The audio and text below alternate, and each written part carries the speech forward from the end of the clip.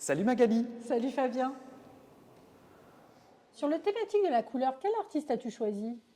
Yves Klein, évidemment. Qui d'autre qu'Yves Klein pourrait le mieux exprimer l'impact de la couleur dans l'art contemporain? On lui doit quand même des monochromes, donc des peintures à une seule couleur. Et après avoir réalisé des monochromes de différentes couleurs, donc jaune, rouge, vert, etc., il va devenir le maître du bleu. Mais pourquoi le bleu? C'est une couleur qu'on ne peut pas associer facilement à tout ce qui est matériel, à la matière. C'est pour lui la couleur de la sensibilité pure et la couleur qui renvoie à tout ce qu'il y a de plus abstrait dans la nature.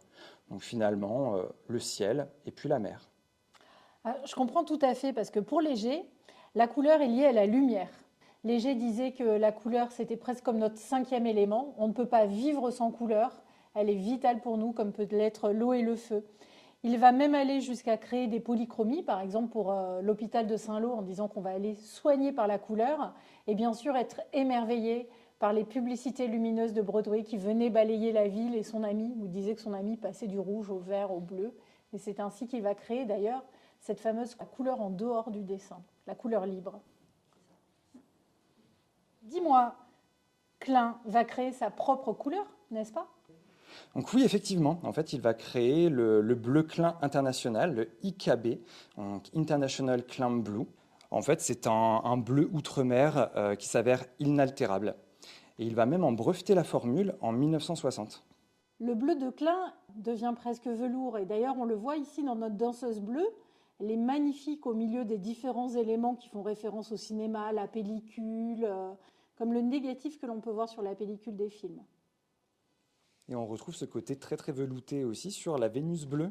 Donc Yves Klein, en fait, il s'est approprié des chefs-d'œuvre de l'histoire de l'art, comme par exemple quelques-unes des grandes dames des collections du musée du Louvre, la Victoire de Samothrace ou encore la Vénus de Milo. Ah ça c'est marrant parce que Fernand Léger va aussi désacraliser une grande figure du musée du Louvre, la Joconde, dans son fameux tableau La Joconde aux clés, où finalement la Joconde devient verte, comme une boîte de sardines. Et du coup, pourquoi la Joconde de Léger est verte? C'est vraiment cette idée de désacraliser la Joconde, de la faire descendre de son piédestal et de la montrer comme un objet de consommation.